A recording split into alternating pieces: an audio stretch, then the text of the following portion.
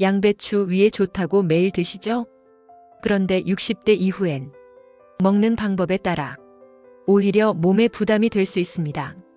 오늘은 특히 조절이 필요한 기준을 분명하게 알려드리겠습니다. 아침에 양배추즙, 생양배추를 꾸준히 드시거나 건강식으로 매일 챙기시는 분들, 이 영상은 먹지 말라가 아니라 누가 어떻게 조절해야 하는지 알려드리는 영상입니다. 1. 양배추 섭취가 부담이 되는 경우. 양배추는 위에 도움이 될 수 있는 채소지만 모든 형태가 같은 건 아닙니다. 다음에 해당되면 생양배추 섭취를 줄이는 게 좋습니다.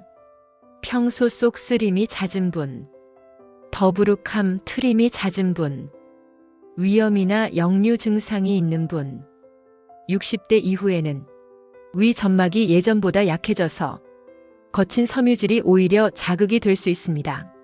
특히 양배추즙, 이건 기준이 더 까다롭습니다. 2. 양배추즙 매일 드셔도 되는 사람? 양배추즙은 씹기 편하다는 장점이 있지만 매일 습관적으로 드시기엔 부담이 될 수 있습니다.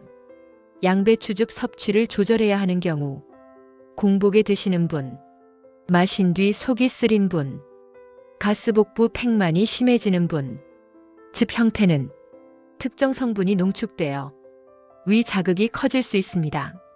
3. 약 복용 중이라면 꼭 확인. 양배추에는 비타민 K가 비교적 많은 편입니다.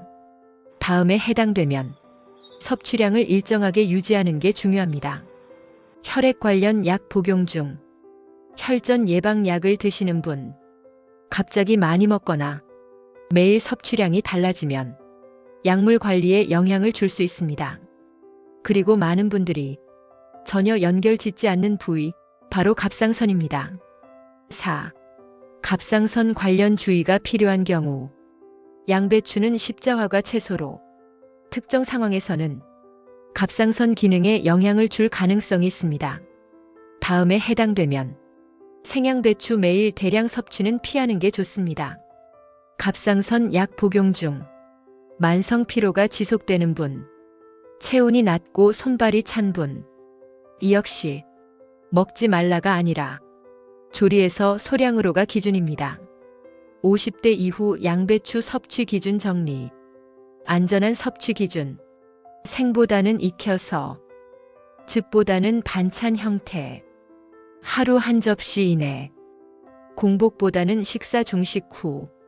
이렇게 드시면 양배추의 장점은 살리고 부담은 줄일 수 있습니다. 꼭 기억하셔야 할 기준.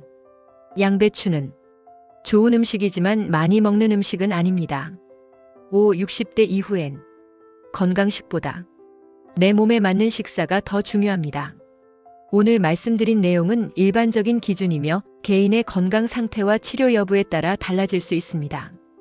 현재 약을 복용 중이시거나 치료 중이신 분들은 주치의와 상담 후 섭취량을 조절하시기 바랍니다.